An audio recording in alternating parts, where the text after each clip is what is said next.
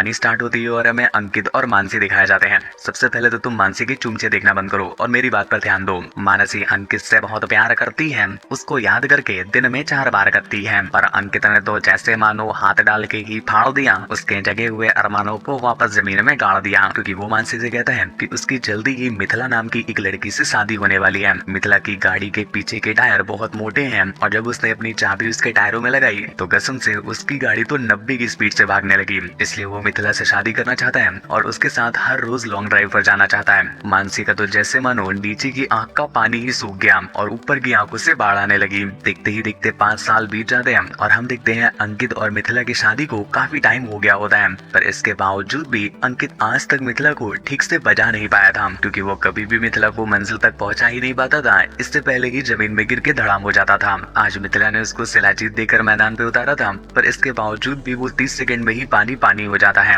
इस बात से बेचारा अंकित इतना दुखी होता है कि वो उसे अपने दिल की दास्तां बताने लगता है, जो कुछ इस तरह से है। बाबू पता है मुझे कि ढीली है मेरी पिचकारी, इसलिए तुम चरम सुख तक नहीं पहुंच पा रही। चाट लिए बाबा के चूरन, लगा लिए जापानी तेल, पर फिर भी होती मेरी तैयारी बार बार फेल। चाहता हूँ खेलना एक ऐसा खेल, तुम आगे से झुको और मैं दूं पीछे से फेल, पर फेल पाऊं तुम्हें आधा घंटा, ऐसी मेरी औकात नहीं। तुम दी ही करता हूँ बस, बात की बात क्या बताऊं, बातों की कोई था नहीं। बात तो पेलू खूब, पर पेलने की उतनी वजह नहीं। सेंधा नमक लगा के देख लिया, पर ना निकली कोयल ना निकली कोयल की 4 दिनों की जिंदगी है, उसमें भी मिली बस 30 सेकंड की सुहाग रात उसकी। इस शायरी से मिथिला को समझ में आता है कि वो बेचारा अंदर से कितना टूटा हुआ है। इसलिए वो उसका नुन मुंह में लेकर उसे दोबारा मोटिवेट करने लगती है कि बाबू अपने आप को इतना नकारा भी मत समझो, भले ही तुम पेल नहीं पाते हो, पर इसके बावजूद भी मैं तुमसे खुश हूँ। दूसरी तरफ हम एक लड़की काजोलिका को देखते हैं, जिसकी गाड़ी का मॉडल और मिथिला की गाड़ी का मॉडल दोनों सेम होते हैं और इनके जो राइडर होते हैं वो भी दिखते सेम है।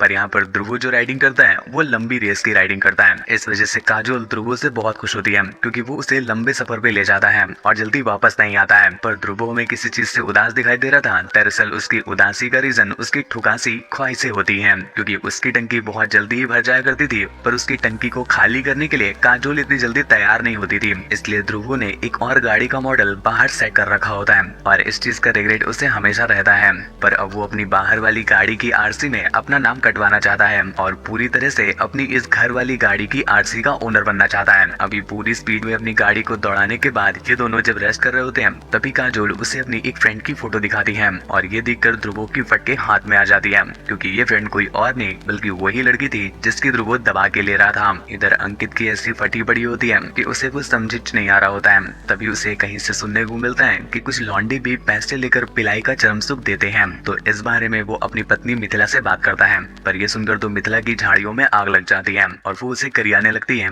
कि तुम मुझे किसी से भी बजवा दोगी क्या। पर इस पर अंकित उसे समझाने लगता है कि बाबू मेरी पिचकारी तो चलती ही नहीं है और मैं समझता हूँ कि तुम्हें होली के रंगों से खेलने का बहुत मन है, पर क्या करूँ मेरी पिचकारी से तो रंग निकलते ही नहीं। तो इसमें प्रॉब्लम क्या है, होली ही तो खेलनी है, तुम किसी की भी पिचकारी से खेल लो, बस जो पकवान है वो सिर्फ तुम मुझे अपने खिलाना। मिथिला को ये चीज बिल्कुल पसंद नहीं आती और वो इसे इस बात के लिए मना कर देती है, पर अंकित का ये डर तो धीरे धीरे उसकी जिद बनता जा रहा था। अब वो मिथिला की गामंड में घुस जाता है कि प्लीज एक बार ठुकवा लो, एक बार ठुकवा लो। मिथिला को समझ नहीं आता है कि ये बहन का लोमड़ा उसका पति है या दल्ला। मिथिला बार बार उसे इस बात के लिए मना करती, पर वो बार बार कड़वा तेल लेके उसके पीछे पड़ जाता। एक दिन जब उनकी मैरिज एनिवर्सरी होती है तो मिथिला बहुत खुश होती है। उसने अपने गर्म गोदाम में हल चलवाकर उसकी सफाई करवा दी थी, क्योंकि उसे लग रहा था कि कम से कम आज तो उसका बाबू उसके साथ बैठकर प्यार की 4 बातें करेगा और फिर लेटाकर गुल्लू गुल्लू की मुलाकातें करेगा। पर यहाँ पर अंकित फिर से वही रमंडी रोमना स्टार्ट कर देता है, जिससे अब मिथिला की छामटे फायर हो जाती है और वो उससे कहती है कि चलो ठीक है, तुम मुझे जीबी रोड भेजना ही चाहते हो तो ठीक है, मैं भी चल दूंगी।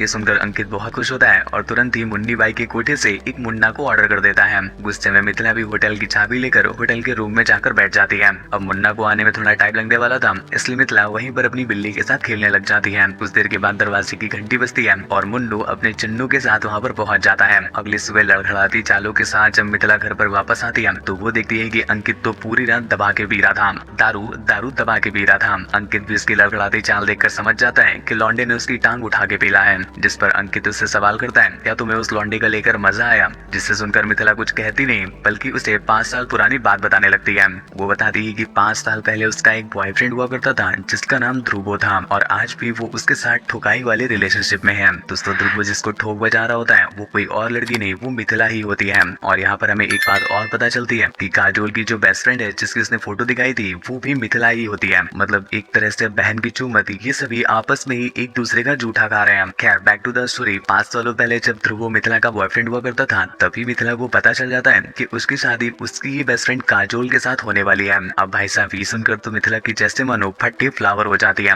इसलिए वो तुरंत ही ये बात काजोल को बताने का डिसाइड करती है। पर ध्रुव इस बात के लिए उसे रोक रहा था क्योंकि वो नहीं चाहता कि इतनी मुश्किल से काजोल की उसने लेने के लिए उसे मनाया है और मिथिला सारे प्लान के लोमड़े लगाते हैं। एक तरफ मिथिला को काफी रिग्रेट भी हो रहा था कि उसकी बेस्ट फ्रेंड का मंगेतर होते हुए भी उसने उसका गन्ना चूस लिया। इस वजह से वो इतना दुखी हो जाती है कि वो जहर पीने का डिसाइड करती है। पर जेनजी जनरेशन है गुरु, बिना दारू के तो ये छींक भी नहीं मारते, इसलिए वो डिसाइड करती है कि जहर पिएगी तो दारू में डाल के पिएगी ताकि मरू भी तो हैंगओवर में। खैर जो भी हो, ध्रुवो के नुन्नू को याद करते हुए उस दारू के बोतल को अपने मुंह से लगाने लगती है। पर इतने में ही ध्रुवो वहां पर पहुंच जाता है, जिसकी अभी तक इस बात को लेकर फटी हुई थी कि वो काजोल को सब सच बताने जा रही है। इसलिए वो सेंधा नमक लगा के चाटने लग जाता है, पर ना तो कोयल की आवाज आती है और ना ही मिथिला मानने को तैयार होती है। इस वजह से ध्रुवो फ्रस्ट्रेट हो जाता है। और भाई साहब जेनजी जनरेशन ने बताया ना, इनको लगता है कि फ्रस्ट्रेशन में दारू पी लो तो सब सही हो जाएगा, एक बार मेरे मुंह में लेके देखना, उससे ज्यादा रिलीफ मिलेगा, पहन के लोमड़े। खैर जो भी हो, वो वही वाली दारू उठाकर पीने लग जाता है। उसे तो झामट पर का भी अंदाजा नहीं था कि इसमें उसके लोमड़े लगाने की दवा मिली हुई है,